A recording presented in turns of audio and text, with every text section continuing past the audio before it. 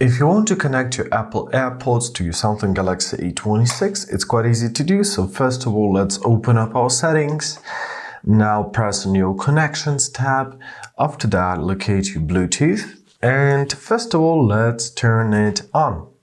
Great. Now let's open up our AirPods. So turn them around, and here you'll locate this little round white button. So hold your finger on it until your AirPods will constantly shine with this white color. Now let's press scan at the top right corner of our phone. And as you see, our phone has detected the AirPods, so simply tap on those AirPods.